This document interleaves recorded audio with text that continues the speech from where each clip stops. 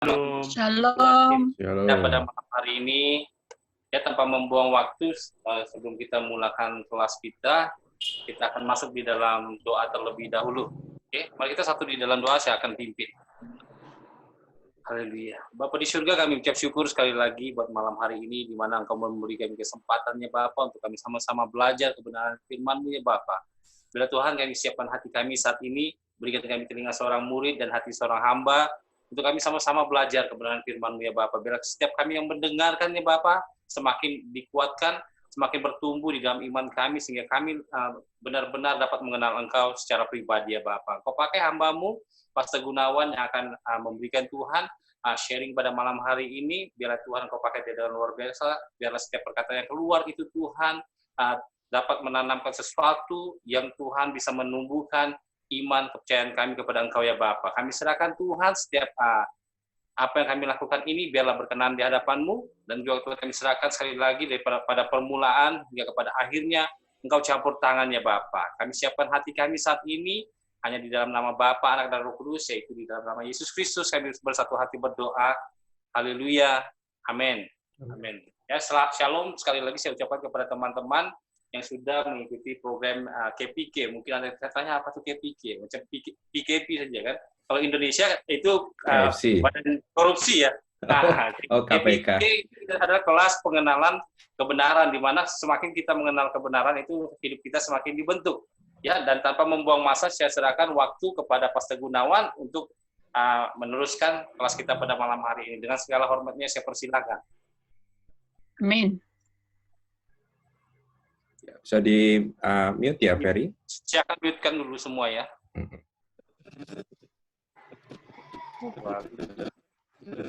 Pak Gunawan. Ya. Oke. Oke.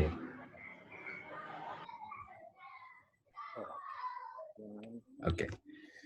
Baik, selamat malam semuanya.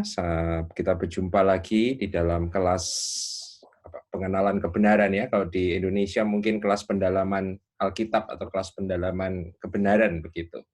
Dan kita akan melanjutkan kembali apa yang sudah kita mulakan kemarin hari Kamis minggu lalu, yaitu kita masih belajar tentang kitab Efesus.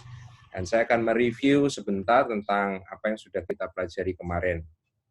Jadi kemarin kita sudah belajar tentang kitab Efesus, garis besarnya saya mengatakan ada 3 dalam kitab Efesus, bisa dibagi menjadi 3 bagian besar, yaitu Efesus 1 dan 2, kemudian Efesus 1 sampai dengan Efesus 3, kemudian Efesus 4 dan 5, dan Efesus 6. Dan ketiga bagian itu bisa diberi kata-kata, yaitu Efesus 1 sampai dengan Efesus 3, disarikan dengan kata-kata sit, yaitu duduk, kemudian Efesus 4 dan 5 adalah walk atau berjalan, dan kemudian Efesus pasalnya yang ke-6 kita simpulkan dengan kata stand. Jadi kita dapatkan kemarin bahwa kitab Efesus bisa dibagi menjadi 3, yaitu sit, walk, and stand, yaitu duduk, berjalan, dan kemudian berdiri. Dan kemarin kita juga sudah belajar bersama-sama, saya sudah mengatakan bahwa kenapa ini penting kita belajar susunan ini, karena susunan kata-kata ini bukan hanya susunan kata-kata biasa, tetapi di dalamnya mengandung prinsip kebenaran. Kemarin saya juga sudah mengatakan bahwa kita tidak bisa walk with God, kita nggak bisa walk with the Lord, kita nggak bisa berjalan bersama dengan Tuhan kalau kita tidak belajar sit with the Lord, duduk bersama dengan Tuhan. Nah, malam hari ini saya akan mengajak rekan-rekan sekalian, Bapak Ibu Saudara yang dikasihi oleh Tuhan, untuk kita belajar bagian yang pertama daripada kitab Efesus ini, yaitu tentang sit with Christ, atau sit with the Lord, atau sit with God, duduk bersama-sama dengan Tuhan, duduk bersama-sama dengan Kristus. Dan kita akan membaca dalam malam hari ini, bagiannya itu dalam Efesus pasal yang pertama. Saya mengundang Bapak Ibu saudara mungkin kalau memiliki Alkitab ya, baik secara manual ataupun elektronik ya, bisa membaca bersama dengan saya. Efesus pasal yang pertama, ayatnya yang pertama sampai dengan ayatnya yang ke-14. Saya akan membacakan dari Alkitab Bahasa Indonesia LAI, Lembaga Alkitab Indonesia Terjemahan Baru ya. Saya akan membacakan buat kita semua. Demikianlah firman Tuhan. Dari Paulus, Rasul Kristus Yesus oleh kehendak Allah kepada orang-orang kudus di Efesus, orang-orang percaya di dalam Kristus Yesus. Kasih karunia dan damai sejahtera dari Allah Bapa kita dan dari Tuhan Yesus Kristus menyertai kamu. Terpujilah Allah dan Bapa Tuhan kita Yesus Kristus yang di dalam Kristus telah mengaruniakan kepada kita segala berkat rohani di dalam sorga. Sebab di dalam Dia, Allah telah memilih kita sebelum dunia dijadikan, supaya kita kudus dan tak bercacat di hadapannya. Di dalam kasih, Ia telah menentukan kita dari semula oleh Yesus Kristus untuk menjadi anak-anak-Nya sesuai dengan kerelaan kehendak-Nya. Ayat yang ke-6, supaya terpujilah kasih karunia-Nya yang mulia, yang dikaruniakannya kepada kita di dalam Dia yang dikasihinya. Sebab di dalam Dia dan oleh darah-Nya kita beroleh penebusan, yaitu pengampunan dosa, menurut kekayaan kasih karunia-Nya, yang dilimpahkannya kepada kita di dalam segala hikmat dan pengertian. Ayat yang ke-9. Sebab Ia telah menyatakan rahasia kehendak-Nya kepada kita sesuai dengan rencana kerelaannya, yaitu rencana kerelaan yang dari semula telah ditetapkannya di dalam Kristus sebagai persiapan kegenapan waktu untuk mempersatukan di dalam Kristus sebagai kepala segala sesuatu, baik yang di sorga maupun yang di bumi. Ayat 11, aku katakan di dalam Kristus, karena di dalam Dialah kami mendapat bagian yang dijanjikan, yaitu kami yang dari semula ditentukan untuk menerima bagian itu sesuai dengan maksud Allah, yang di dalam segala sesuatu bekerja menurut keputusan kehendak-Nya, supaya kami yang sebelumnya telah menaruh harapan pada Kristus boleh menjadi puji-pujian bagi kemuliaan-Nya. Di dalam Dia kamu juga, karena kamu telah mendengar firman kebenaran, yaitu Injil keselamatanmu. Di dalam Dia kamu juga ketika kamu percaya dimeteraikan dengan Roh Kudus yang dijanjikannya itu, ayat 14. Dan Roh Kudus itu adalah jaminan bagian kita sampai kita memperoleh seluruhnya, yaitu penebusan yang menjadikan kita milik Allah untuk memuji kemuliaan-Nya. Ya, bagian ini yang saya sebut sebagai duduk bersama dengan Kristus, sit with Christ. Nah, sebenarnya berbicara tentang apa duduk bersama dengan Kristus? Saya boleh simpulkan, saya boleh katakan bahwa sit with Christ, sit with the Lord, duduk bersama Kristus ini sebenarnya berbicara tentang posisi kita di dalam Tuhan atau posisi kita di dalam Kristus. Kata lain daripada posisi dalam Kristus, sebenarnya bagian ini berbicara tentang identitas kita di dalam Tuhan. Siapa kita di dalam Tuhan? Sehingga kalau kita kemudian menghubungkan nanti dengan bagian yang kedua, yaitu walk with Christ, walk with the Lord, maka saya katakan bahwa kemarin kita tidak akan bisa berjalan bersama dengan Tuhan kalau kita tidak belajar duduk bersama dengan Tuhan. Dan kalau tadi saya katakan duduk bicara tentang posisi kita di dalam Kristus, maka saya boleh juga mengatakan kalimat ini bahwa kita tidak bisa menjalani kehidupan Kristus di atas muka bumi sebelum kita memahami posisi kita di dalam Kristus. Atau dengan ungkapan yang lain, saya juga boleh mengatakan bahwa kita tidak bisa menjalani sebuah kehidupan rohani, kehidupan Kristus di atas muka bumi ini, kalau kita tidak mengenal identitas kita di dalam Kristus. Sebab saya sangat percaya bahwa segala sesuatu yang kita lakukan, segala sesuatu yang kita perbuat, baik untuk Tuhan maupun untuk sesama, itu harus mengalir dari identitas kita. Siapa kita akan menentukan apa yang akan kita lakukan. Bagaimana cara kita memandang diri kita sendiri, itu akan menentukan bagaimana cara kita menjalani segala sesuatu atau melakukan segala sesuatu. Nah, kembali ke dalam Efesus, tadi kalau kita sudah membaca ini secara panjang lebar, maka sebenarnya kita boleh simpulkan sangat sederhana, bahwa sit with Christ atau duduk bersama Kristus, bicara tentang posisi kita dalam Kristus, bicara tentang identitas kita dalam Kristus, sebenarnya ini semua diberikan kepada kita oleh karya Allah. Atau dengan kata lain, saya katakan bahwa identitas kita itu kita peroleh karena apa yang diperbuat Allah bagi kita. Apa yang Allah kerjakan di dalam diri kita, itulah yang memberikan identitas kepada kita. Nah, identitas kita apa? Perhatikan, tadi kalau kita membaca, kita mencermati, ya di dalam ayatnya yang ketiga, dikatakan demikian, terpujilah Allah dan Bapa Tuhan kita Yesus Kristus yang di dalam Kristus telah mengaruniakan, atau terjemahan yang lebih literal dikatakan telah memberkati kita dengan segala berkat rohani di dalam sorga. Jadi identitas yang pertama, saya senang mengatakan bahwa siapa kita? Siapakah kita? Siapakah kita menurut kitab Efesus pasal yang pertama? Saya mengatakan yang pertama bahwa identitas kita yang pertama di dalam kitab Efesus bahwa kita adalah orang-orang yang diberkati oleh Tuhan. Kata berkat artinya banyak orang mengartikan hari ini berkat itu sebagai yang berkaitan dengan materi ya, dengan uang, dengan benda-benda yang kita punya.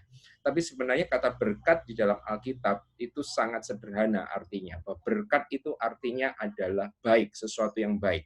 Diberkati itu artinya adalah mendapatkan sesuatu yang baik. Sehingga kalau identitas kita dikatakan kita yang pertama, siapa kita? Kita adalah orang-orang yang diberkati, artinya bahwa kita adalah orang-orang yang menerima kebaikan. Kita adalah orang-orang yang telah menerima kebaikan yang berasal dari Allah.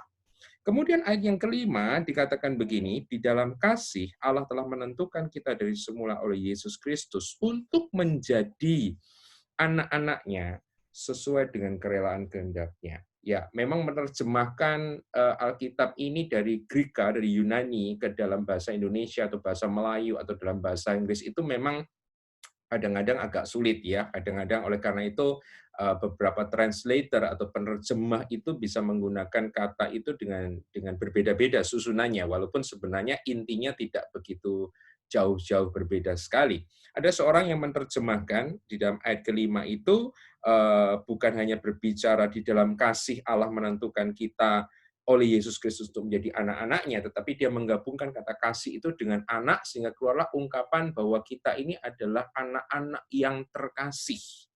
Sehingga identitas saya, identitas Anda, identitas kita di dalam Kristus yang kedua menurut kitab Efesus buat saya adalah kita adalah orang-orang yang dikasihi.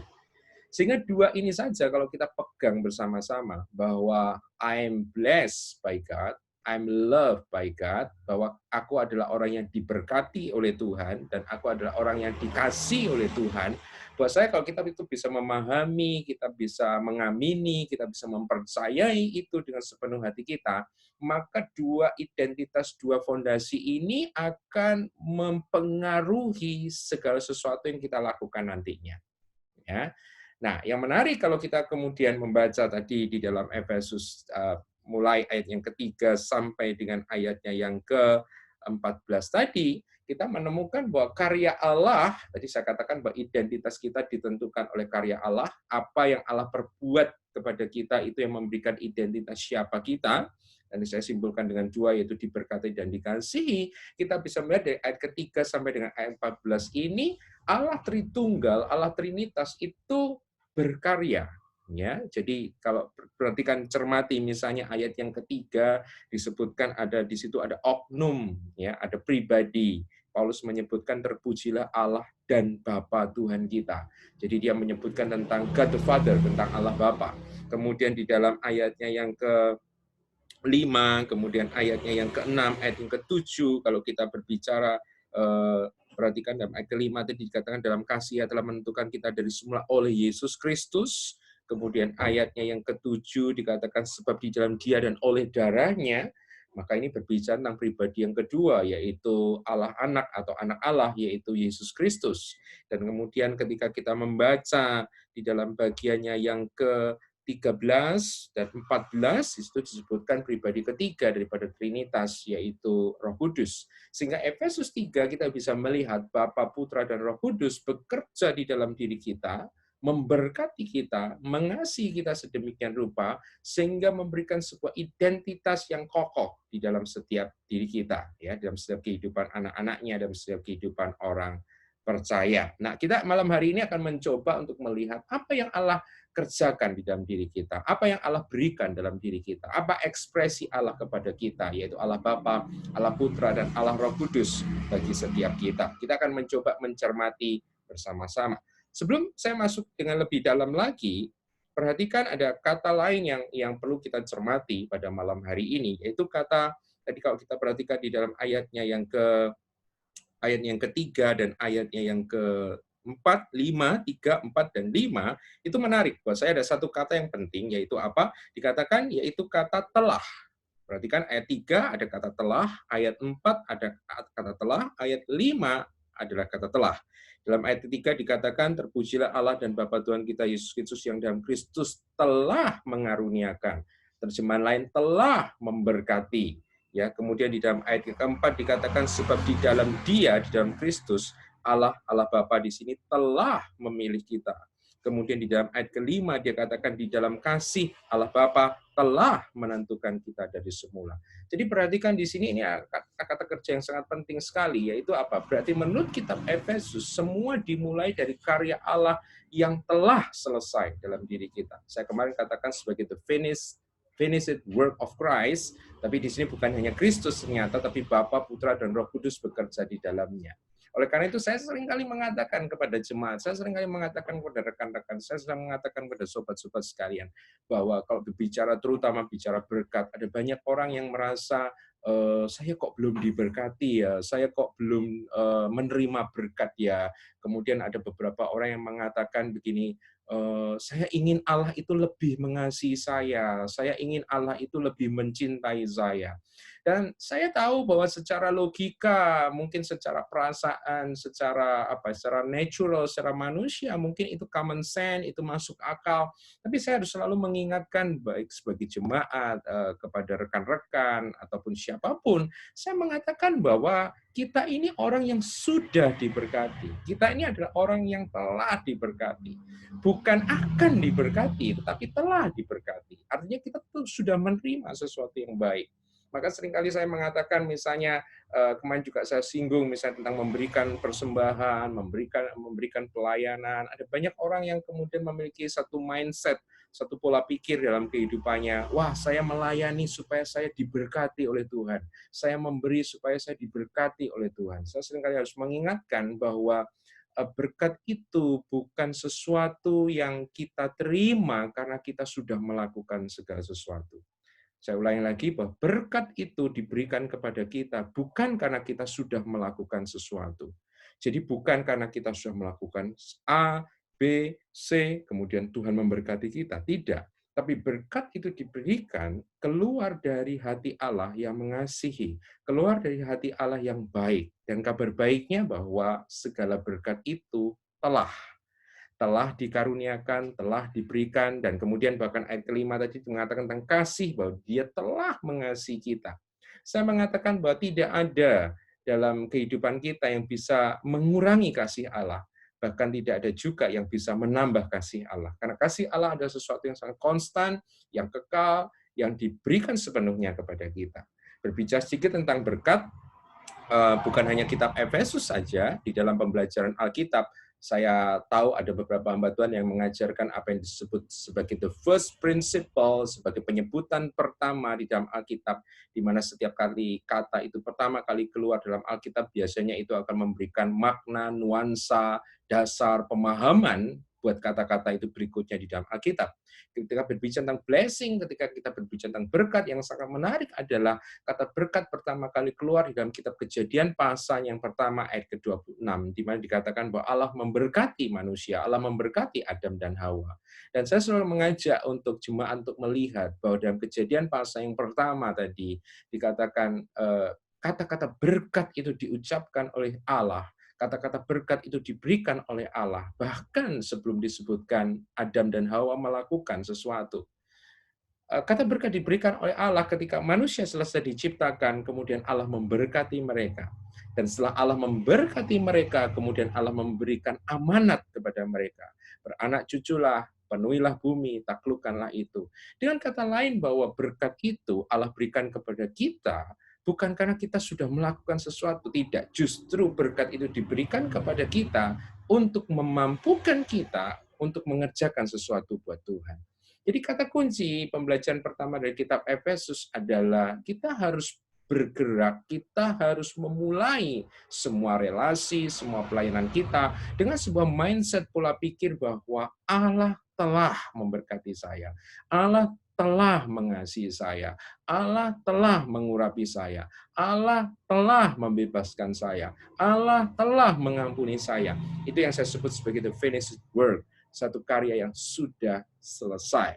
Dan apa yang telah tadi yang diperbuat oleh Tuhan? Mari kita melihat di dalam ayat yang ketiga, dikatakan tadi, Kembali saya akan membaca, terpujilah Allah dan Bapa Tuhan kita Yesus Kristus yang dalam Kristus telah mengaruniakan kepada kita segala berkat rohani di dalam sorga. Kemudian perhatikan ayat 4 dikatakan, sebab di dalam Dia, di dalam Kristus, Allah Bapa telah memilih kita sebelum dunia dijadikan. Saya tidak memiliki banyak waktu dan ruang untuk mengajak Bapak Ibu saya untuk meneliti kata memilih itu di dalam Alkitab.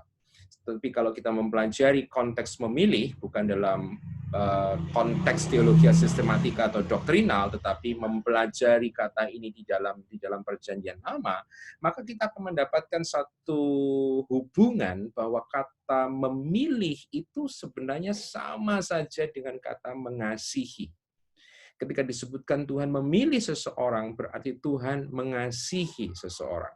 Sehingga saya boleh mengganti ayatnya yang keempat tadi, karena menurut saya ini juga selaras dengan ayat yang kelima, berbicara tentang kita sebagai anak-anak yang dikasihi, berarti di dalam Kristus Allah telah mengasihi kita sebelum dunia dijadikan. Allah telah memilih kita sebelum dunia dijadikan. Apa yang wonderful, apa yang amazing dari ayat ini? Saya seringkali mengatakan yang luar biasa dikatakan bahwa Bapa mengasihi kita. Bapa mengasihi saya, Bapa mengasihi Bapak Ibu Saudara sebelum dunia dijadikan. Saya selalu mengajukan pertanyaan ini kepada jemaat kalau biasanya bertemu secara offline, secara fisikal. Saya selalu mengatakan, siapa di tempat ini yang ada sebelum dunia dijadikan? Wah, kalau ada saya akan segera amankan, saya masukkan ke museum gitu karena dia adalah mungkin fosil gitu ya. Enggak ada. Kita semua itu diciptakan, kita tuh semua lahir pasti setelah dunia dijadikan. Bahkan Adam dan Hawa yang kita percaya sebagai kakek nenek moyang kita pertama itu pun ada sesudah dunia dijadikan. Tapi yang sangat menarik dalam Alkitab dikatakan bahwa Bapa memilih kita, Bapa mengasihi kita sebelum dunia dijadikan. Dengan kata lain, saya boleh menggunakan ungkapan ini, bahwa Bapa mengasihi kita, bahwa Bapa memilih kita, bahkan sebelum kita ada, sebelum kita eksis, Dia telah mengasihi kita. Nah, kalau saya mau lanjutkan, ini lebih dahsyat lagi. Nah, kalau kita belum ada, kan berarti kita belum bisa melakukan apa-apa. Jangankan do something, eksis aja belum gitu kan. Jadi kan harus eksis dulu baru melakukan segala sesuatu. Nah, yang luar biasa Efesus mengatakan bahwa Bapa memilih kita, Bapa mengasihi kita sebelum kita ada, sebelum kita melakukan sesuatu, bahkan sebelum kita mengenal Dia, sebelum kita tahu siapa Dia, sebelum kita ngerti semuanya, Bapa telah mengasihi kita. Sehingga saya boleh simpulkan, berarti kalau saya belum ada, Bapak sudah mengasihi saya. Pertanyaan yang keluar adalah begini, apakah yang menjadi alasan, reason, Bapak itu mengasihi saya? Kalau saya belum ada aja, Bapak mengasihi saya. Kalau saya belum bisa melakukan segala sesuatu, Bapak mengasihi saya. Lalu apa yang menjadi dasar Bapak mengasihi saya? Jawabannya tentu saja bukan terletak di dalam faktor diri saya, bahwa Dia mengasihi saya bukan karena saya, Dia mengasihi saya karena apa yang ada di dalam dirinya, yaitu hatinya sendiri, nature-nya, sifatnya, yang adalah kasih itu adanya. Sehingga kalau kita mau membawa ini dalam ranah yang paling praktikal, berarti kasih Allah itu diberikan kepada kita, bukan berdasarkan apa yang kita perbuat. Di kata lain berarti, apapun yang saya perbuat, tidak akan bisa mengubah kasih-Nya. Sebab kasih-Nya diberikan kepada saya, bukan berdasarkan perbuatan saya. Maksud saya begini, kalau Allah mengasihi saya karena saya baik, maka kalau saya berubah menjadi tidak baik, maka kasih Allah pun akan berubah kepada saya. Tetapi kalau kasih-Nya kepada saya tidak berdasarkan kepada apa yang ada di dalam diri saya, maka kalau apa yang ada di dalam diri saya berubah, itu tidak akan bisa mengubah kasih Allah kepada saya. Saya harapkan ini dipegang dengan teguh, ini dipahami dengan teguh, ini diyakini dengan teguh, bahwa apapun yang terjadi di dalam kehidupan kita, apapun yang kita perbuat, apapun yang kita lakukan, ini jaminan yang sesuatu yang sangat indah di dalam Tuhan, bahwa Allah tetap mengasihi kita. Allah tetap memberkati kita. Saya melihat ada banyak orang, anak-anak Tuhan, bergumul, saudara, nggak bisa bertumbuh. Ya, seringkali kenapa? Karena masih belum yakin bahwa dirinya itu dikasihi. Atau yakin dikasihi, tapi tidak yakin bahwa kasih Allah itu ada sesuatu yang konsisten. Ada banyak anak-anak Tuhan merasa bahwa kasih Bapa surgawi, kasih Allah itu seperti kasih manusia yang seringkali berubah-ubah, yang kadang-kadang baik, kadang-kadang enggak, kadang-kadang dahsyat, kadang-kadang kurang. Dan dari pengalaman-pengalaman secara manusia yang kita alami bahwa kasih manusia itu seringkali berubah-ubah, kemudian sangat sulit buat kita kemudian untuk meyakini bahwa ada satu kasih yang tidak pernah berubah, satu kasih yang tidak dipengaruhi oleh diri saya, oleh respon saya. Apapun yang saya perbuat, apapun yang saya katakan, apapun yang saya kerjakan, yang luar biasa bahwa itu tidak pernah mengubah kasih Allah di dalam diri saya. Sehingga pertanyaan mungkin yang muncul adalah, lah, kalau perbuatan baik, mungkin doa, pelayanan, atau apapun itu, whatever itu, tidak mengubah kasih Allah. Banyak orang bertanya kepada saya, loh, kalau begitu kenapa kita berbuat baik? Kenapa kita berdoa? Kenapa kita melayani? Saya katakan justru inilah perbedaannya. Bahwa Alkitab mengajarkan kepada kita bahwa semua perbuatan baik, semua pelayanan yang kita lakukan, itu justru bukan untuk mendapatkan kasih Allah, tapi justru itu adalah hasil daripada kasih Allah yang sudah diberikan kepada kita. Dalam bagian lain dalam kitab Roma, Paulus pernah mengatakan bahkan sebelum kita mengenal Dia, Kristus telah mati bagi kita. Ketika kita masih mendurhaka, ketika kita masih memberontak, ketika kita masih belum mengenal Kristus, Kristus telah mati bagi kita. Dan itu kebenaran-kebenaran yang ada di dalam seluruh Alkitab. Dan buat saya, itulah kebenaran yang paling mendasar, yang harus diulang-ulang, yang harus dipegang teguh, yang harus dipahami oleh semua anak-anak Tuhan. Sehingga ketika kita berjalan bersama dengan Tuhan dan kita melakukan sesuatu, maka semua yang kita lakukan itu bukan karena rasa malu, bukan karena rasa takut, bukan karena rasa, apalagi saudara, takut dihukum, takut kena tulah, bukan. Tetapi kita melakukan semuanya itu, kita mengasihi orang lain, kita berdoa, kita melayani, kita menabur, kita memberkati, whatever itu kita lakukan. Kenapa? Karena kita sadar bahwa diri kita adalah orang-orang yang dikasihi dan orang-orang yang sudah diberkati. That's wonderful buat saya. Itu luar biasa sekali. Dan ternyata bukan hanya Allah Bapa yang melimpahkan kebaikan dan mengasihi kita, tapi Allah Anak pun memberkati kita dan mengasihi kita. Apa itu? Kita lihat, kita baca kembali di dalam ayatnya yang ke-5, 6, dan ke-7 dikatakan begini, di dalam kasih, in love, Ia telah menentukan kita dari semula oleh Yesus Kristus untuk menjadi anak-anak-Nya, sesuai dengan kerelaan kehendak-Nya. Perhatikan, sesuai dengan kerelaan kehendak-Nya. Jadi itu kehendak-Nya sendiri. Ya, nggak ada sesuatu pun yang memprovokasi Tuhan. Tidak ada sesuatu pun yang di luar Tuhan yang membuat Tuhan melakukan semuanya. Tuhan melakukan semuanya itu, Dia mengadopsi kita, Dia mengampuni kita, semua karena kerelaan kehendak-Nya. Ya. Ayat ke-6, supaya terpujilah kasih karunia-Nya yang mulia yang dikaruniakan kepada kita. Jadi kalau semuanya itu berasal dari Allah, bukan dari kita, maka kita bisa memuji kasih karunia-Nya. Oh, luar biasa Tuhan, Engkau mengasihi saya, bukan karena saya. Sebab kalau kasih Allah diberikan karena kebaikan kita masih bisa sombong-sombong sedikit. Ya, Allah mengasihi saya karena saya baik. Oh, Allah mengasihi saya karena saya rajin ke gereja. Oh, Allah mengasihi saya karena saya sudah berkorban sedemikian. Oh, Allah mengasihi saya karena saya sudah melayani. Oh, kalau itu yang terpuji bukan kasih karunia, tetapi mungkin ya Tuhan 50%, kita 50%, atau mungkin Tuhan 70%, kita 30%. Tapi kalau kita memahami ini dengan benar, maka segala pujian itu hanya diberikan kepada Tuhan. Oleh karena itu Paulus mengatakan supaya terpujilah.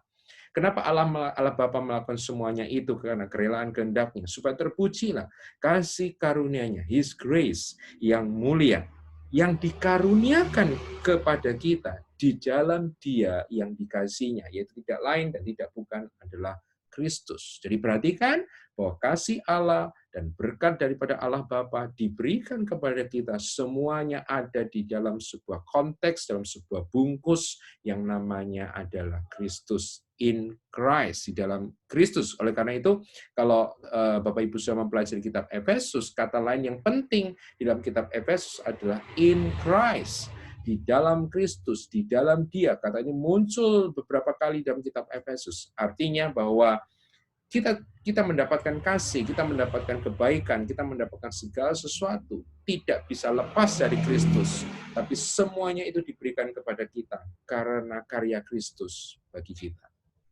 Dan perhatikan ayat ke-7 dikatakan, sebab di dalam Dia, di dalam Kristus, oleh darahnya, His blood, kita beroleh penebusan, yaitu pengampunan dosa menurut kekayaan kasih karunia-Nya. Menarik buat saya adalah kata ini, Bapak Ibu Saudara, kita beroleh penebusan oleh darahnya, by His blood.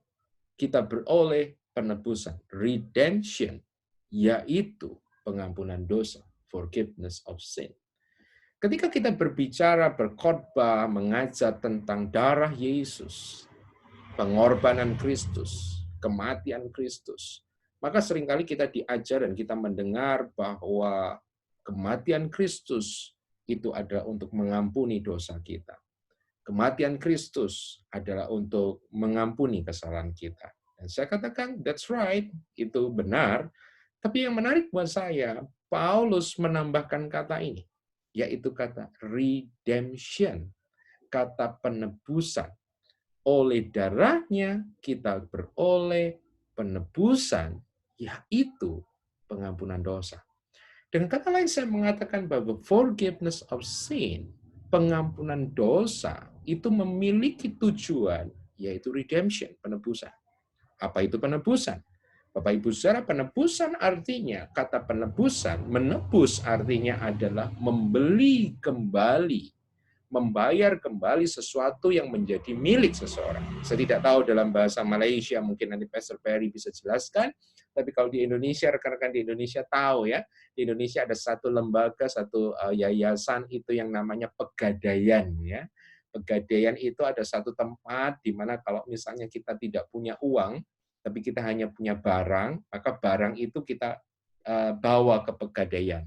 Dengan barang itu kita bawa ke Pegadaian, kita dapatkan uang, tapi barang kita tinggal di Pegadaian. Nah, uang itu mungkin kita pakai untuk bekerja, berusaha, segala macam, sehingga ketika suatu saat kita sudah memiliki money atau uang yang cukup, kita akan kembali ke Pegadaian itu, dan kita membayarkan uang sebanyak yang kita pinjam, plus biasanya ada bunga, dan kemudian dengan membayar itu, maka barang kita yang kita serahkan kepada Pegadaian kembali diserahkan kepada kita dan menjadi milik kita sepenuhnya. That's redemption. Itulah penebusan. Sehingga kalau di dalam Efesus dikatakan oleh darahnya, by His blood, oleh darah Kristus, kita beroleh penebusan. Buat saya kata penebusan berarti memiliki makna bahwa kita ini adalah milik Allah. Ya, seperti tadi barang itu sebelum kita serahkan ke Pegadaian, itu adalah barang saya. Saya tidak boleh membawa barangnya orang lain ke Pegadaian, itu nggak boleh. Misalnya di tempat ini ada teman saya, Pak Iwan.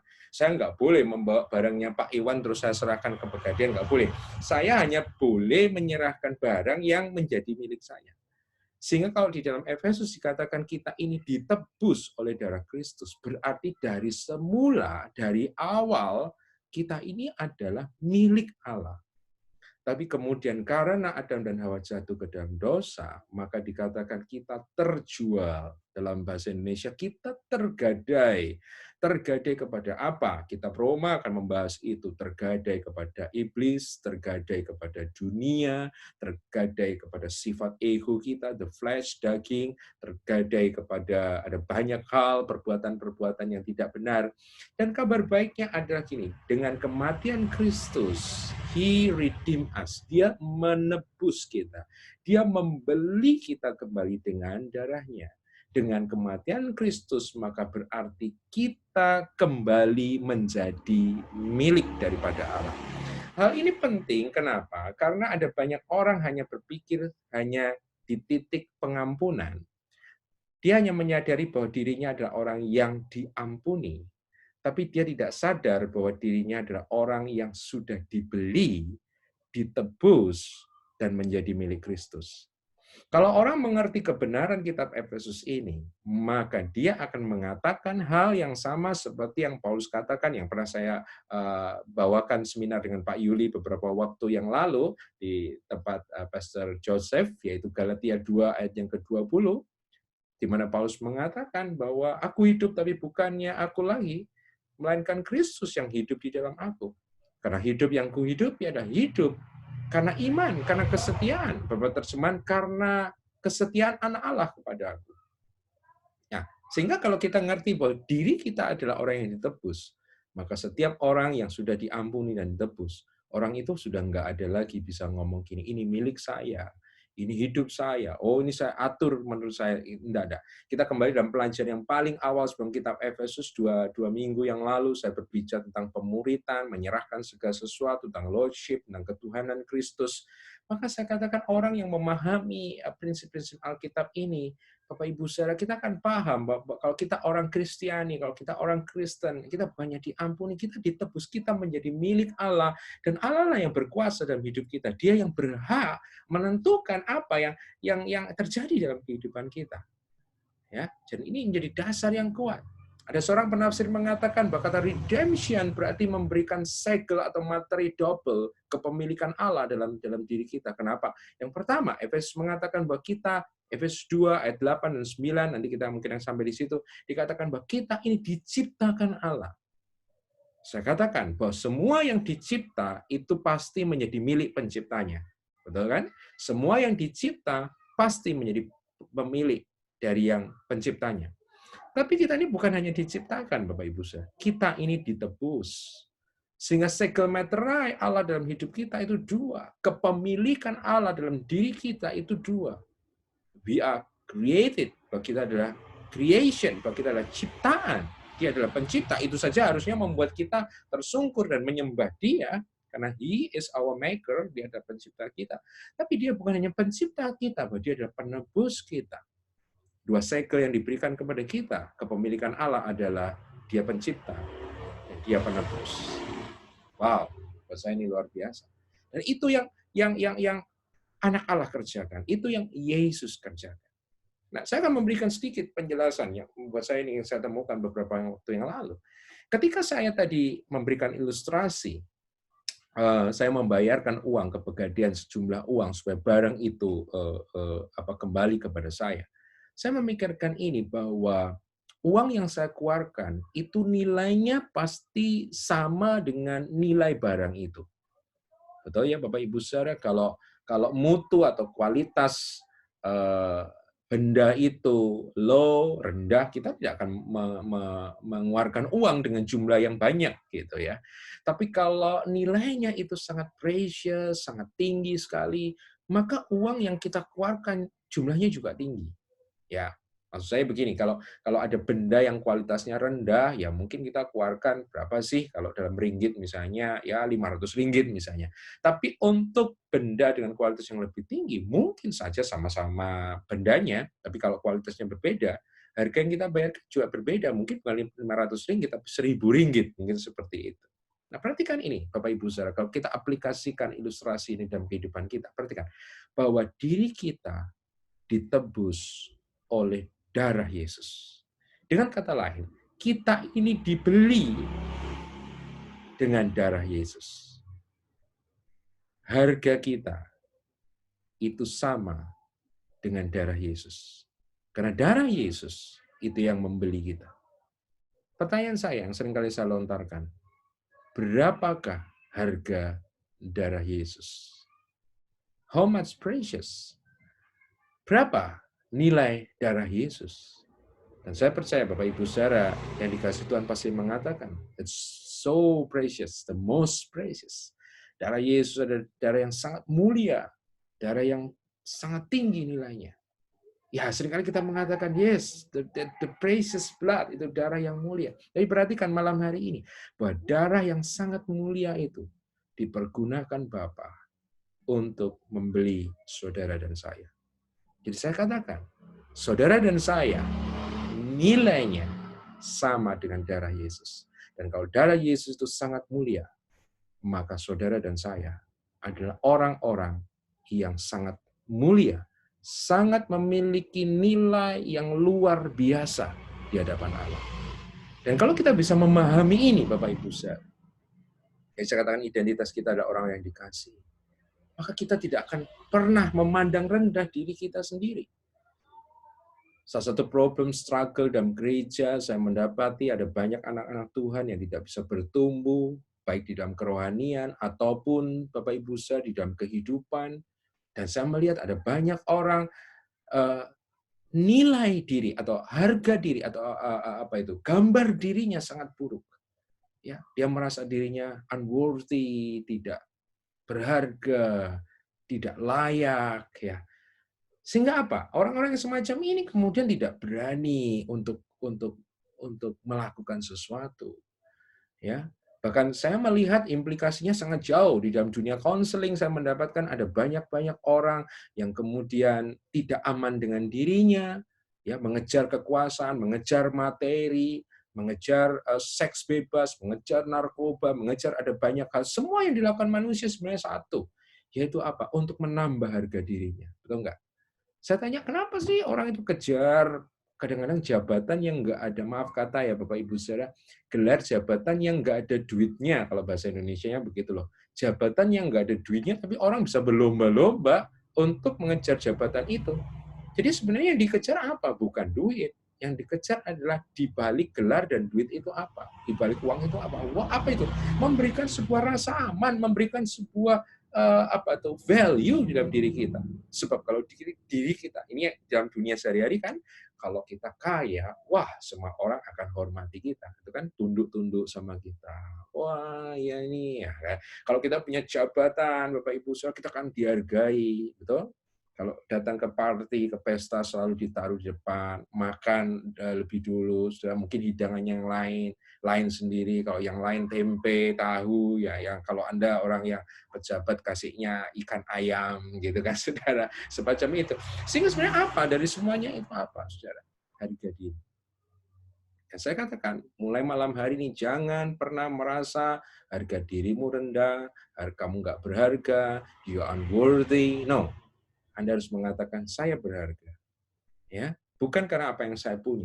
Saya berharga karena apa yang diperbuat Kristus bagi saya. Yaitu dia telah mati bagi saya. Dan Bapak Ibu saudara, kalau orang merasa dirinya itu rendah diri, enggak berharga, biasanya juga dia akan memandang orang lain juga enggak berharga. Betul ya? Oleh karena itu kenapa ada orang manfaatin orang lain, ada orang mungkin juga berbohong kepada orang lain, ada orang yang enggak mau bergaul dengan orang lain. Semuanya karena cara pandang dia kepada orang lain. Dia orang apa sih ya? Dia nggak berharga, dia nggak selevel sama saya gitu ya. Tapi kalau kita memahami ini, bukan hanya diri kita loh yang telah dibeli oleh darah Yesus. Kalau di tempat ini saya lihat ada 18 orang, berarti ada 18 orang yang telah dibeli oleh darah Yesus, dan 18 orang ini sama-sama berharga. Maka saya harus memandang Bapak Ibu saudara sama seperti Tuhan memandang Bapak Ibu saudara. Kalau dari kitab Efesus saya mendapatkan bahwa setiap Anda, 18 orang di tempat ini berharga di mata Kristus, berharga di mata Tuhan. Maka berarti saya pun harus menghormati Bapak Ibu saudara. Karena di dalam diri Anda ada satu nilai kekal yang diberikan Allah dalam Kristus Yesus. Saya menghormati Anda bukan karena Anda orang terhormat, dalam tanda kutip punya jabatan, tapi saya menghormati Anda, saya menghargai Anda. Kenapa? Karena apa yang Kristus lakukan di dalam diri setiap Anda. Dan kalau kita memahami ini, Bapak Ibu saudara, setiap orang dalam gereja memahami ini, Bapak Ibu saudara, oh wonderful, sweet. Saya katakan akan ada satu persekutuan yang sangat indah di dalam gereja. Enggak akan ada lagi yang namanya apa itu saudara hantam-hantaman lah atau apapun, karena setiap orang berubah cara pandang. Wow, ini aja akan membuat kita luar biasa ya Bapak Ibu saudara. Dikatakan Allah Bapa memberkati kita, mengasihi kita, dan kasihnya kekal, kasihnya tak berubah. Kemudian Allah Anak mengasihi kita dengan cara dia menebus kita, dia memberikan nyawanya, dia memberikan darahnya bagi kita. Tapi itu nggak cukup. Kan ada pribadi yang ketiga dari Trinitas, yaitu Roh Kudus. Apa yang diperbuat Roh Kudus bagi kita? Perhatikan di dalam ayatnya yang ke 13, 14 dikatakan begini, saya akan membacakan sekali lagi ayat 13, di dalam Dia kamu juga. Kenapa Paulus mengatakan kamu juga? Karena kitab Efesus ditujukan kepada orang-orang non-Yahudi, orang-orang yang disebut sebagai Gentiles.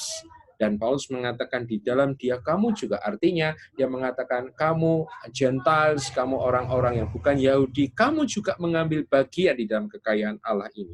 Karena kamu telah mendengar firman kebenaran, yaitu Injil keselamatanmu. Di dalam Dia, di dalam Kristus, kamu juga ketika kamu percaya, dikatakan kamu dimeteraikan dengan Roh Kudus yang dijanjikan itu. Jadi yang pertama apa ya? Berkat apa yang diberikan Roh Kudus kepada kita? Kasih Roh yang diekspresikan kepada kita itu dalam bentuk apa? Dikatakan di ayat 13 bahwa Dia adalah meterai. Bapak Ibu saudara, berbicara tentang meterai dalam kehidupan kita sehari-hari. Meterai itu apa fungsinya? Meterai itu cycle, dengan kata lain, itu adalah fungsinya adalah tanda kepemilikan. Kalau ada barang, kalau kita ada di kantor atau kita di gereja, biasanya kursi-kursi di gereja itu saya mendapati beberapa gereja itu dikasih segel, dikasih meterai, dikasih apa itu saudara, tanda ya, misalnya gereja apa, misalnya gereja A, gereja B, berarti ini belongs to, berarti ini menjadi milik daripada gereja itu. Meterai kurang lebih seperti itu. Sehingga kalau dikatakan bahwa Roh Kudus itu diberikan kepada kita, ketika kita percaya Roh Kudus diberikan kepada kita, dan Roh Kudus itu adalah meterai, berarti yang pertama ini menguatkan kembali apa yang saya katakan, berarti kita ini adalah miliknya Allah. Karena meterai Allah itu ada di dalam diri kita. Dan meterai itu adalah Roh Kudus yang diberikan kepada kita. Tapi meterai, segel, juga berbicara yang kedua adalah proteksi atau perlindungan. Bapak Ibu Saudara kalau suka membeli smartphone atau mungkin benda-benda yang lain, biasanya di produk itu ada kalimat begini, jangan membeli kalau segelnya rusak. Jangan membeli kalau segelnya itu sudah terbuka misalnya. Karena segel berbicara tentang proteksi. Kalau Bapak Ibu Saudara melihat hal yang lain, misalnya kalau saya ada satu rumah yang sedang habis dicuri misalnya, atau ada case pembunuhan, biasanya polisi akan datang, dan biasanya ada pita kuning gitu, kalau di Indonesia pita kuning, dan dikatakan kita tidak boleh masuk ke dalam benda atau rumah yang disegel oleh pita kuning. Artinya itu bicara proteksi. Perhatikan ini saudara, bahwa Roh Allah, Roh Kudus diberikan kepada kita sebagai meterai, berarti Dia adalah proteksi kita, Dia adalah perlindungan kita. Jadi kalau kita bisa melihat gini bahwa we belongs to God, kita adalah milik Allah, dengan cara Roh Kudus diberikan kepada kita, bahwa Allah memproteksi kita lewat Roh Kudus yang menjadi bagian kita. Maka tidak ada satupun di dalam diri kita yang menjadi dasar kita menjadi takut. Kenapa? Kalau kita dimeterai oleh Allah, berarti tidak ada satu kekuatan apapun yang bisa menjamah kita tanpa seizin daripada pemilik hidup kita, yaitu Allah. Bapak Ibu Saudara, saya akan mengaitkan dengan hari-hari ini, saudara, masih rame ya topiknya, walaupun kita sudah mulai bosan dengan COVID-19, dengan Corona. Saya melihat ada banyak orang ketakutan, Bapak Ibu Saudara, ya, ketakutan. Ya, ada ekstrim-ekstrim yang terjadi. Di awal saya sudah mengatakan begini, kita ini harus jadi orang yang oke, kita ini berhikmat ya, artinya nggak sembrono ya, artinya kalau dikatakan kita pakai masker, kita harus pakai masker, cuci tangan, tapi jangan sampai ketakutan, Bapak Ibu saudara.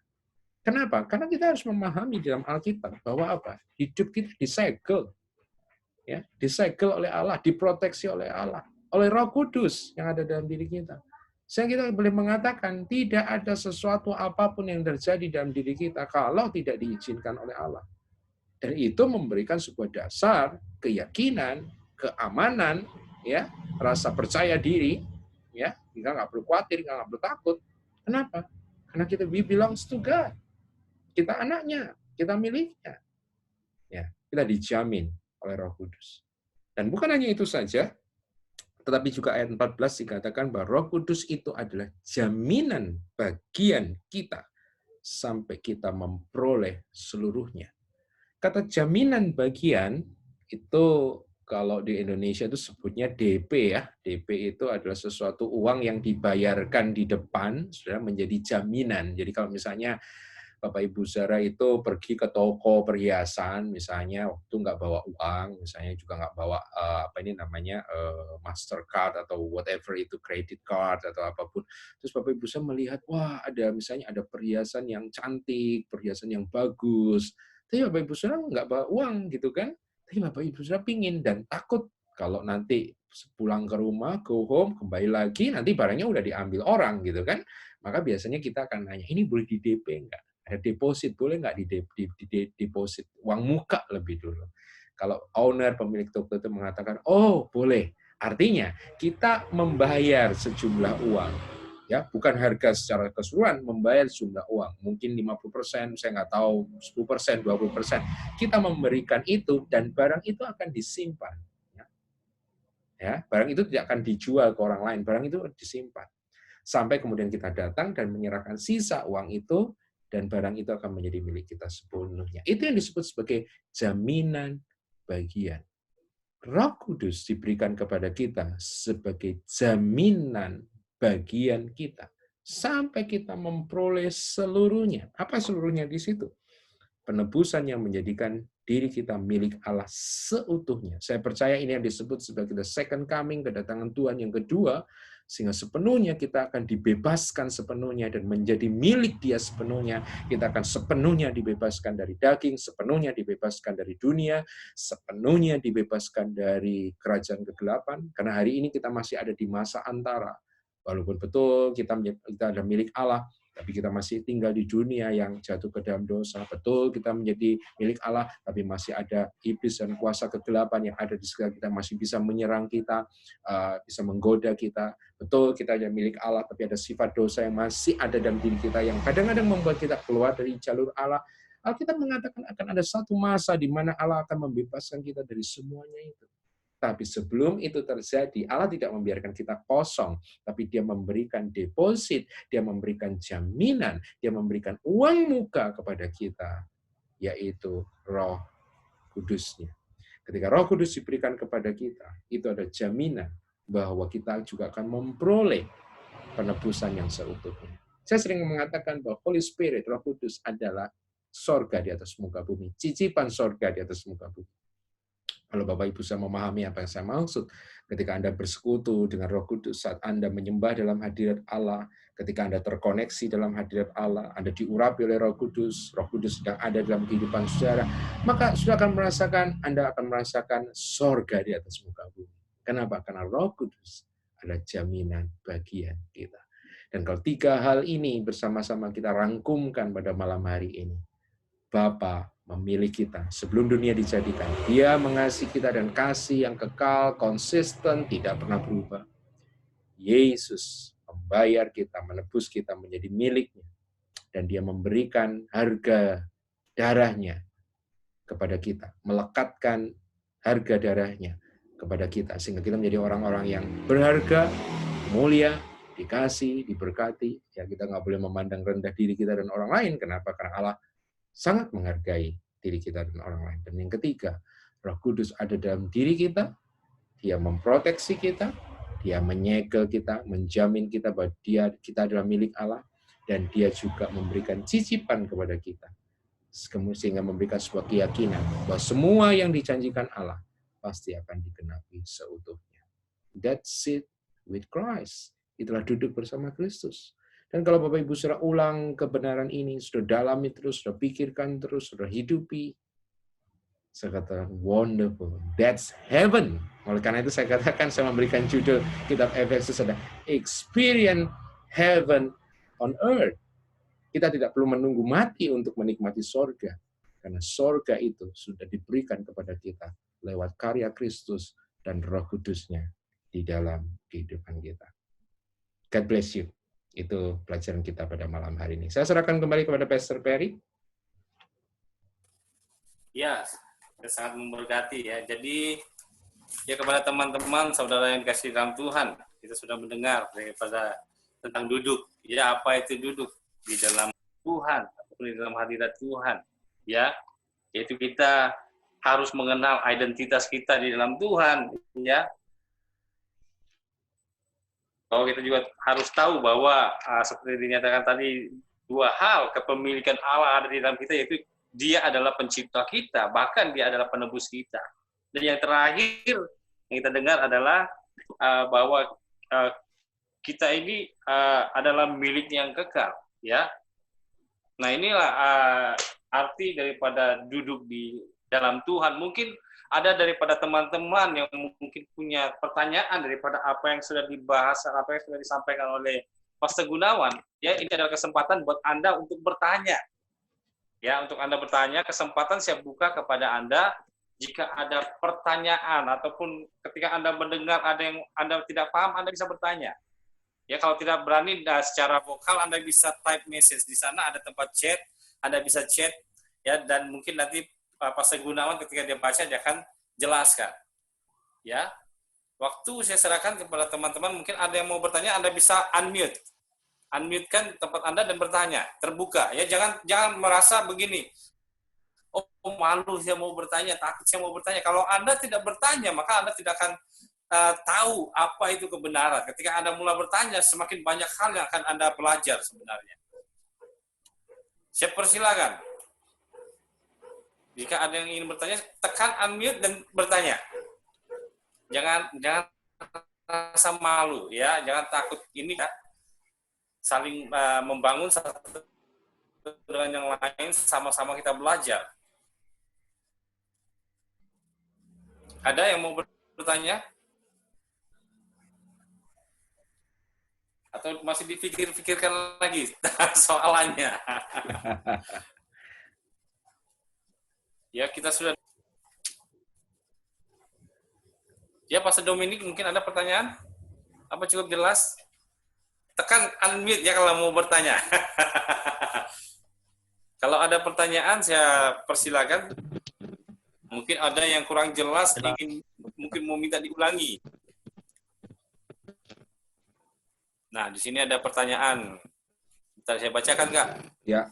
Ini pertanyaan daripada... Ya, pertanyaannya, saya tidak perlu sebut namanya, diproteksi dan disegel oleh Allah lewat Roh Kudus, mengapa masih ada orang yang kerasukan setan? Itu pertanyaannya, Kak. Jelas, Kak? Atau mau saya baca sekali lagi? Oh, enggak. Oke.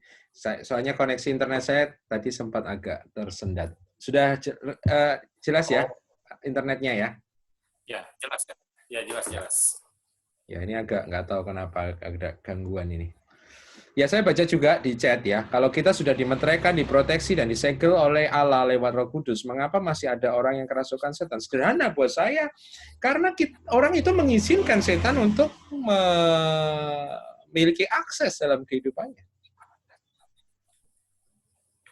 Karena saya percaya bahwa iblis tidak akan bisa merasuki seseorang kalau believers ya, orang yang maksudnya sungguh-sungguh anak Allah yang sudah dipenuhi Roh Kudus, dibaptiskan oleh Roh Kudus.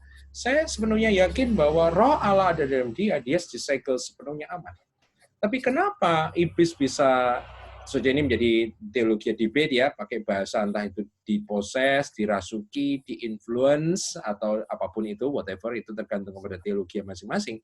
Tapi kenapa iblis masih bisa memiliki dalam tanda kutip ya karya-karyanya gitu maksudnya dalam diri kita? Ya karena orang tersebut memberikan akses, sadar atau tidak sadar, orang tersebut memberikan akses bagi kuasa kegelapan itu untuk bekerja. Ingat, di dalam dunia roh, yang sangat sederhana adalah begini, bahwa roh tidak akan bisa bekerja dalam diri kita kalau dia tidak memiliki dasar pijakan dalam hidup kita. Iblis itu kadang-kadang lebih sopan daripada manusia.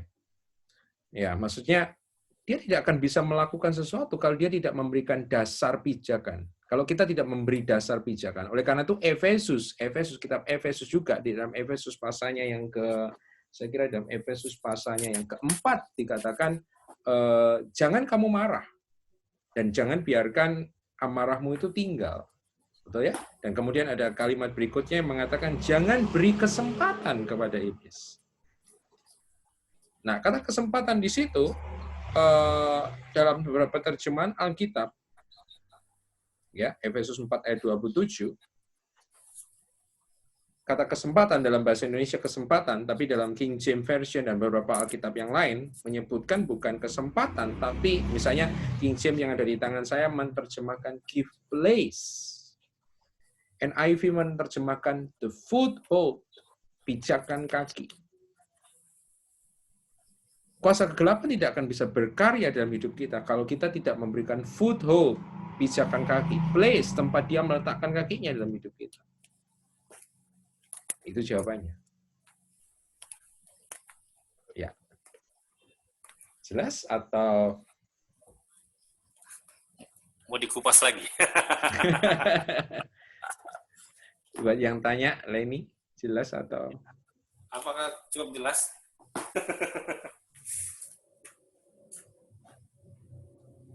Oke, kepada yang lain mungkin ada pertanyaan, silakan. Ini kesempatan untuk Anda bertanya. Supaya ada masukan-masukan daripada apa yang sudah dibahaskan tentang Yasid, duduk. Ada? Anda bisa type juga chat di chat ya, kalau tidak tahu malu mau bertanya, Anda bisa chat. Kalau nggak ada yang tanya ini biasanya jelas atau belas gitu ya.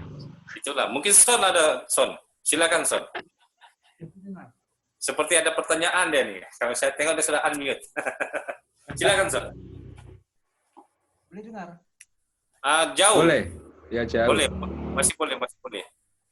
Ya, saya punya telepon jauh. Boleh, jelas. Oke, silakan. Oke. Sebelum saya teruskan pertanyaan berikut yang ada di chat. Pastor Ferry, kawan, kabar. Baik.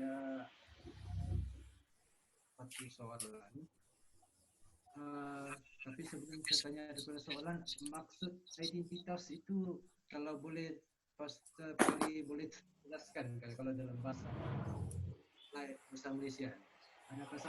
Son, suaranya jauh. Jauh. Seperti jauh suaranya. Jauh. Kalau macam ini?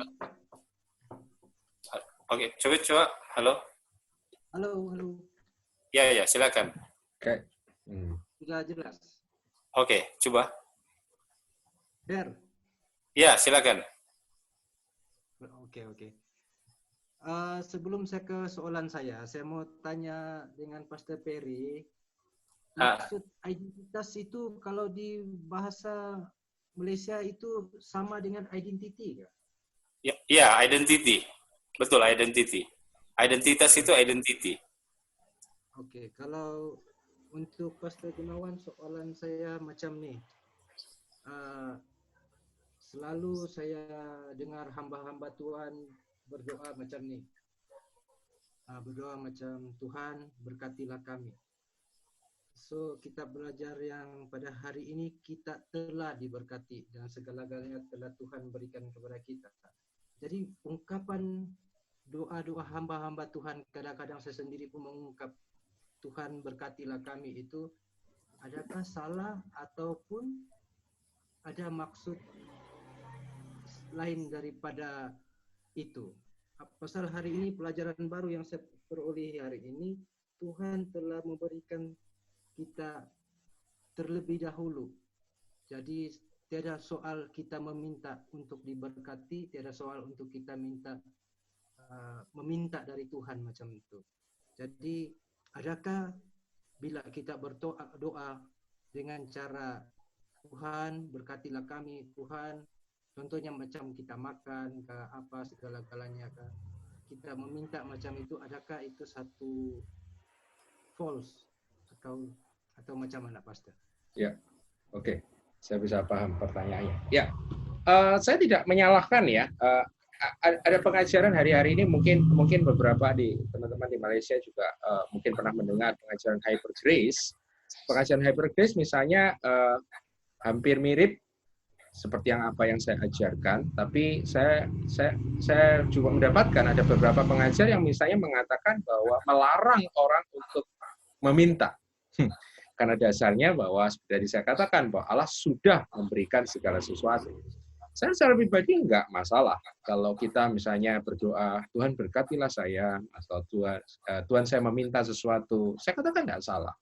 Tapi yang menjadi inti daripada pengajaran atau apa yang saya sampaikan pada malam hari ini adalah ketika kita meminta kepada Bapa untuk Bapa memberkati kita atau memberikan sesuatu yang kita butuhkan, ingatlah bahwa dasar jawaban doa atau dasar jawaban pemberian berkat Tuhan dalam hidup kita itu terletak pada kasih karunia-Nya, bukan terletak kepada kita. Paham maksud saya? Paham, Son, maksud saya?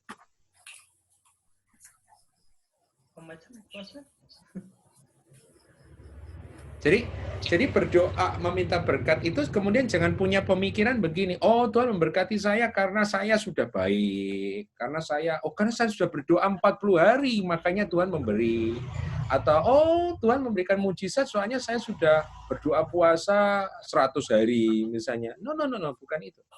Tapi ketika Tuhan memberikan mujizat, ketika Tuhan memberikan jawaban, ketika Tuhan memberikan segala sesuatu, dasar jawaban pemberian mujizat itu adalah kasih-Nya, anugerah-Nya, kebaikan-Nya. Berkat yang sudah diberikan tadi, maka dikatakan sudah diberikan, itu menjadi fondasi untuk berkat-berkat selanjutnya yang Tuhan berikan dalam kehidupan kita. Paham? Boleh paham, Pastor. Atau mungkin Pastor Perry mau jelaskan pakai bahasa Malaysia. Macam mana, Son? Boleh paham? Maksud saya tadi, Pastor boleh dengar kah? Boleh, cuma suara dia terlampau kecil, Pak. Coba cakap saja. Boleh saya dengar. Tapi saya harus dekat telinga. Oke, Ya, halo. Pastor, saya punya persoalan tadi itu, kalau saya cakap bahasa Melayu. Boleh, silakan. Adakah salah kalau kita berdoa meminta itu? Macam kan kita berdoa itu untuk kita meminta sesuatu dari Tuhan. Tapi apa yang saya paham pada kita pada hari ini, kita telah diberikan. Kita telah maksudnya sudah. Tapi bila kita macam berdoa maksudnya masih minta kan? Apakah itu salah atau ya? Apakah seperti itu? Maksudnya begitu, Pat. Macam pertemuan di sana, saya kurang jelas itu. Jadi pergumulannya. Ya, maksudnya seperti itu. Maksudnya apakah salah? Betul Son, apakah salah walaupun kita tahu Tuhan sudah memberi, tapi kenapa masih banyak orang itu berdoa meminta? Betul? Ya. Nah, tapi seperti tadi Pak Segunawan sudah jelaskan bahwa itu memang tidak salah, ya, tidak ada salahnya. Bahkan kalau kita lihat juga di sisi lain di dalam Alkitab juga ada katakan mintalah kan? That's it. Perkataan minta itu juga ada di dalam Alkitab. Maka itu bukan satu kesalahan. Maksudnya kadang-kadang begini, banyak orang itu masih tidak sadar bahwa dia sudah diberikan. Nah, kadang-kala kita itu sudah kebiasaan dari awal. Mungkin ada yang kita dari kecil itu sudah diajar terus meminta terus. Nah, tetapi kalau ketika kita sudah mengenal dan kita sudah tahu kebenaran, kita bukan lagi meminta. Cara kita meminta itu mungkin berbeda. Ya, mungkin sudah berubah. Caranya sudah berubah. Kadang-kala kita cuma bersyukur sama Tuhan, terima kasih karena saya sudah menerima ini. Bahkan ada kadang-kala kita berdoa, kita masih meminta. Ya, maksudnya apa? Kebiasaan kita itu kita inginkan sesuatu. Akhirnya doa kita itu menjadi meminta kepada Tuhan tanpa kita sadari kita sudah diberikan. Betul nggak? Seperti itu, Kak? Ya. Mungkin saya tambahkan sedikit. Jadi ya, silakan. Permasalahannya bukan apakah meminta atau tidak meminta, tetapi spirit, ya, motif, apa yang mendorong seseorang itu dan apa yang menjadi dasar orang tersebut itu untuk meminta. Saya kira misalnya saya memberikan ilustrasi bahwa kita punya anak. Anak itu nggak perlu minta, kita pasti kasih. Betul nggak? Betul ya? Anak nggak perlu minta-minta kan sebenarnya sama kita. Sebelum dia meminta, kita pasti sudah tahu. Dan kita pasti sudah sediakan.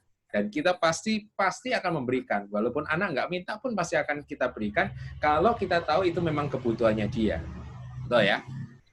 Tapi sebagai orang tua, menurut saya akan sesuatu yang berbeda kalau anak itu meminta kepada kita.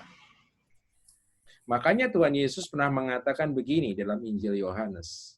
Mintalah supaya sukacitamu itu menjadi penuh. Jadi buat saya, kenapa kita perlu masih meminta? Itu yang pertama, ya supaya kita mengalami sukacita.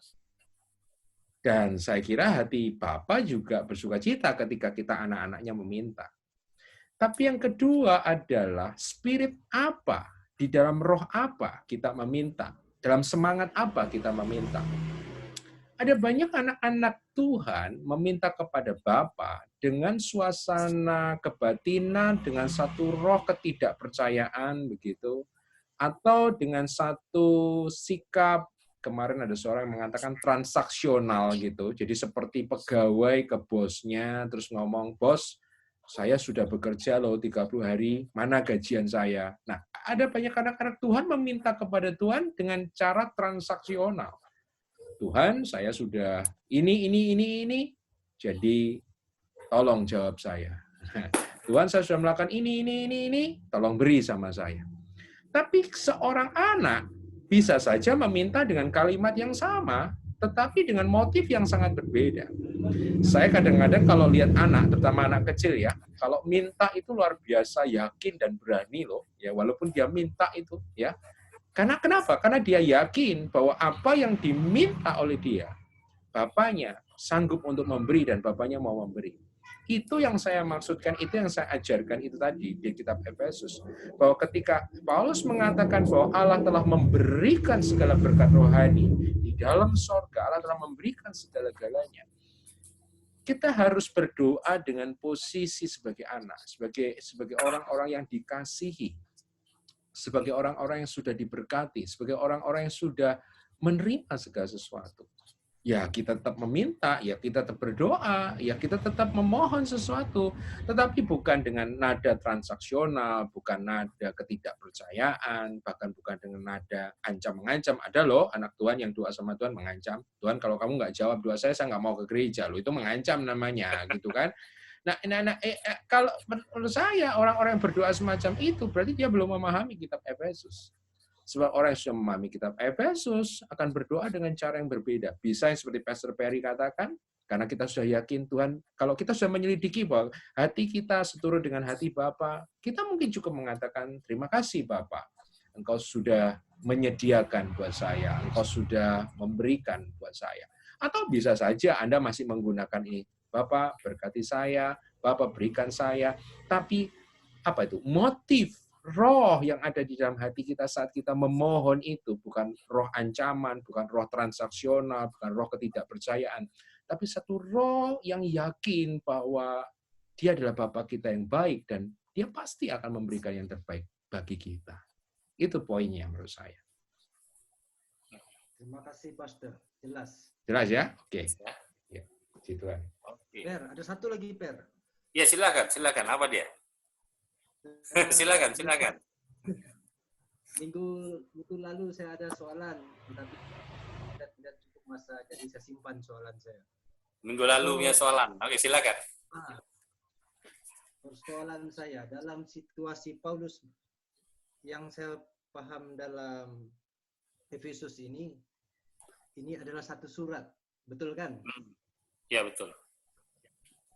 Jadi dalam situasi Paulus itu sendiri, macam mana dia hantar surat biasa kepada jemaat di Efesus?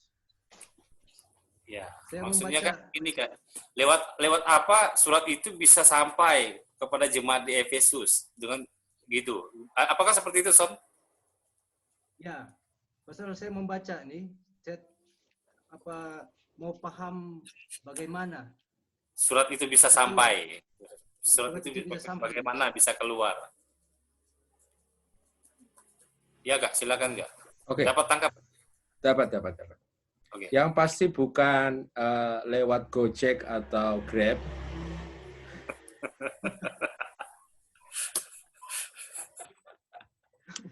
Paulus memiliki surat Efesus adalah yang disebut sebagai prison letters karena Paulus menuliskan surat Efesus dari dalam penjara. Jadi bagaimana surat itu bisa sampai kepada jemaat Efesus? Tentu saja lewat teman-temannya dia. Karena Paulus memiliki orang-orang atau jemaat-jemaat atau rekan-rekan pelayanan yang tidak di penjara bersama-sama dengan dia. Dia ada beberapa rekan yang menghantar surat itu dari Paulus, dikeluarkan dari penjara, kemudian dibawa sampai kepada jemaat Efesus. Bukannya Efesus, tapi misalnya ada yang mengatakan bahwa Efesus dan Kolose itu adalah surat kembar.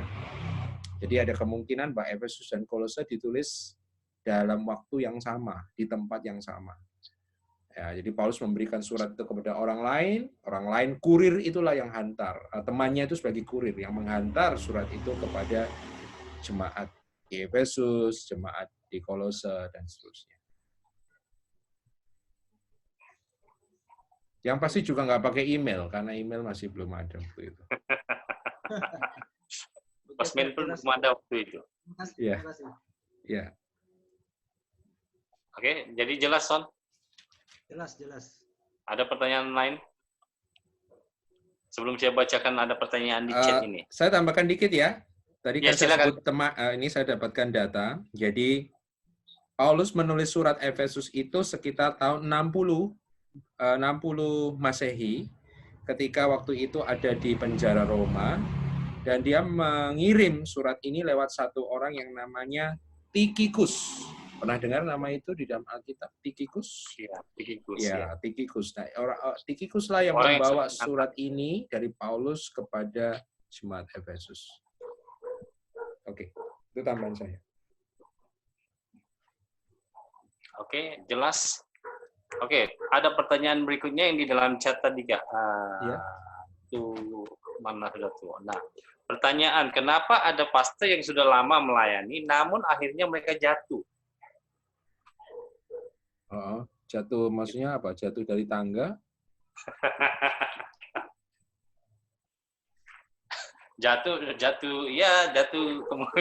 jatuh bagaimana? Itu yang bertanya. Silakan Pastor Joseph.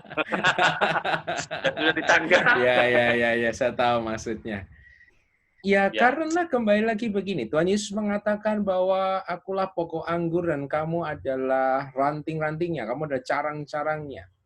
Yang saya selalu artikan bahwa kekuatan kita, kedewasaan kita, itu kita dapatkan dengan cara terkoneksi terus-menerus dengan Tuhan. Ya, perhatikan cabang seperti pohon. Kalau kita iris, kita potong cabang itu dari pokoknya, pasti seketika itu juga pokok itu akan mati. Walaupun tidak langsung kelihatan kering, tapi pas detik itu dia mati sebenarnya. Hanya tunggu waktu saja dia kering. Bukan hanya masalah jemaat dan pastor. Saya nggak peduli berapa lama kita mengenal Tuhan dan berapa lama saudara melayani Tuhan. Tapi kalau Anda tidak memiliki koneksi yang terus-menerus dengan Kristus, maka dipastikan Anda pasti jatuh. Itu saja. Makanya nggak peduli seorang pastor yang sudah 60 tahun melayani Tuhan atau seorang jiwa baru yang baru mengenal Tuhan 3 bulan. Mereka sama-sama harus tetap memiliki koneksi yang terus-menerus dengan Tuhan. Ya, jadi nggak ada ceritanya, saya sudah 60 tahun melayani, lain, sudah sakti. Enggak seperti itu. Sama aja.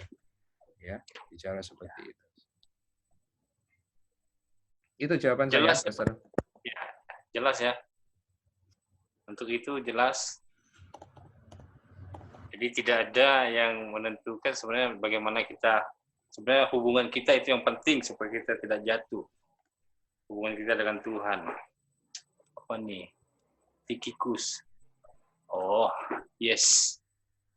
Nah, ini pertanyaan apa nih?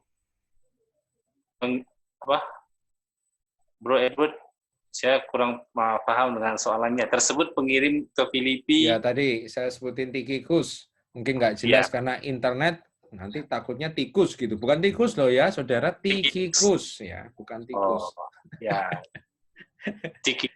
Tikhikus. Ya, Tikhikus. Dia, pertanyaan saya Kak, apakah dia adalah orang yang sama yang sering membawa suratnya Rasul Paulus ini? Paulus memiliki ada banyak kurir ya. Kalau nggak cuma satu saja. Tikhikus ini memang membawa beberapa ya circular letter. Jadi Efesus ini juga memang pertamanya ditujukan pada Efesus, tapi kemudian diedarkan ke gereja-gereja yang lain, dibacakan ke gereja-gereja yang lain. Ya. Itu ya. Ya. Oke. Oke, teman-teman yang lain ada pertanyaan? Yang sekarang tiba-tiba ada terlintas di pikiran atau di hati Anda untuk bertanya, penjelasan dan sebagainya. Anda diberi kesempatan untuk bertanya. Silakan. Ada, tiada. Saya tunggu juga di ruang chatnya. Kalau malu, pepatah Melayu katakan malu bertanya, sesat cari jalan pulang. Sementara yang lain sambil malu-malu saya tambahkan tentang Tikhikus ini. Jadi saya silakan, tadi. Perhatikan misalnya di dalam Efesus 6 ayat 21, Efesus 6 ayat 21 di dalam surat Efesus tadi, Paulus mengatakan seperti ini, itu ada nama kuat Tikhikus di situ, supaya kamu juga mengetahui keadaan dan hal ikhwalku, maka Tikhikus, saudara kita yang kekasih dan pelayan yang setia di dalam Tuhan, akan memberitahukan semuanya kepada kamu. Efesus pasal 6 ayat 21. Ya, kemudian Kolose 4 ayat ke-7, Paulus juga menyebutkan nama Tikhikus. Semua hal ikhwalku akan diberitahukan kepada kamu oleh Tikhikus, saudara kita yang kekasih, hamba yang setia, dan kawan pelayanan dalam Tuhan. Nah, ini sebabnya saya katakan tadi bahwa Efesus dan Kolose adalah surat kembar yang artinya bukannya isinya yang sama, tapi surat ini dikirimkan dalam waktu, ditulis yang sama, dikirim dalam waktu yang sama, dan dikirim oleh orang yang sama, yaitu Tikhikus. Kemudian dalam 2 Timotius 4 ayat 12, surat kepada Timotius, Paulus juga mengatakan Tikhikus dikirim ke Efesus. Jadi rupanya Tikhikus ini semacam perwakilan Paulus gitu untuk apostolik representatif dari Paulus untuk Efesus. Itu aja tambahan saya, Pastor Perry. Ya. Oke, saja. Kalau tidak ada pertanyaan, mungkin kita akan akhiri ya. Iya. Lama ya? Sudah lama ya? Hah? Lama sudah. Itu kan bagus juga. Sudah 1 jam 37 menit. Jadi saya berharap apa yang sudah kita pelajari pada malam hari ini, ya itu sangat memberkati. Kita baru masuk di dalam duduk. Ya, kita akan masuk yang berikutnya. Kita masih ada walk and stand. Ya. Buat teman-teman, jangan ketinggalan ya untuk minggu depan hari waktu yang sama kita akan buat program ini. Masih dalam kitab Efesus, kita akan belajar tentang walk. Kita akan masuk dalam walk, bagaimana kita harus berjalan. Gitu. Ya, sekali lagi saya mengucapkan terima kasih buat teman-teman yang sudah memberikan waktunya untuk sama-sama kita belajar. Kita bukan saja belajar, tetapi kita sudah melihat dan kita akan mulai mengalami, ya, apa itu duduk di dalam Tuhan. Ya, terima kasih juga buat Pastor Gunawan yang sudah memberikan waktunya, untuk memberikan kita pengajaran daripada kitab Efesus ini, karena ini sangat baik. Ketika kita mulai mengenal daripada kitab Efesus ini, kita akan mulai mengubah cara kita melihat ya Kristus itu di dalam kehidupan kita. Ya, Bapak Ibu, ini sangat baik dan sangat memberkati. Oleh sebab itu, kenapa saya sering kalau boleh kita coba ajak teman-teman yang lain ya supaya kita sama-sama diberkati, supaya sama-sama kita semakin mengenal Kristus itu secara pribadi, bukan lewat apa kata orang, tetapi kita secara pribadi bisa mengalami daripada apa yang orang sudah sampaikan kepada kita. Ini sangat penting, ya. Itu saja yang ingin saya sampaikan. Kita akan tutup di dalam doa, dan sekali lagi saya minta Pastor Gunawan untuk menutup kita di dalam doa. Ya, oke. Terima kasih buat rekan-rekan di Indonesia dan Malaysia yang sudah bersama-sama malam hari ini ikut di dalam kelas pendalaman kebenaran, dan kita akan berjumpa kembali Kamis depan dengan lanjutan kitab Efesus, dan mari kita menutup kelas malam hari ini di dalam doa. Mari kita berdoa. Bapa, kami bersyukur dan berterima kasih untuk segala kasih-Mu, segala kebaikan-Mu, dan segala anugerah-Mu dalam kehidupan kami. Malam hari ini kami belajar bahwa Engkau adalah Allah yang sungguh mengasihi setiap kami. Bahwa Allah yang sungguh memberkati setiap kami. Bahwa Engkau ada Allah yang sangat peduli dalam setiap kehidupan kami. Bahkan sebelum kami meminta, Firman-Mu mengatakan bahwa Allah Engkau mengetahui dan Allah Engkau sudah menyediakan segala sesuatu bagi kami. Kami bersyukur untuk korban-Mu Tuhan Yesus bagi setiap kami. Itu menjadi dasar memberikan jaminan dalam hidup kami bahwa Engkau Allah selalu ada di pihak kami. Darah-Mu yang mahal telah menebus dan membeli kami untuk kami kembali menjadi milik-Mu. Dan biarlah kehidupan kami menjadi satu kehidupan yang memuliakan Allah. Kami bersyukur untuk Roh Kudus yang ada di dalam hidup kami, yang memeteraikan hidup kami, yang menjamin hidup kami, yang memproteksi dan mengurapi hidup kami. Kami percaya bersama Engkau dengan Roh Kudus, kami akan menjalani kehidupan sorga di atas muka bumi. Kami akan berjalan di dalam kelimpahan sorga, karena Engkau ada bersama dengan kami. Teruslah bersekutu dengan kami, teruslah memberkati dan mengurapi kami, menuntun kami dari hari ini sampai kekal, bahkan sampai selama-lamanya. Terima kasih, kami bersyukur Bapa, dan kami akan menutup kelas ini, dan biarkan Engkau akan hantarkan kami berjumpa dalam Kamis berikutnya dalam kelas pendalaman kebenaran ini. Dan segala pujian, kemuliaan kami berikan hanya kepadamu ya Bapa. Di dalam nama Tuhan Yesus kami berdoa. Haleluya. Amin. Tuhan Yesus memberkati. Bless. Saya unmute dulu.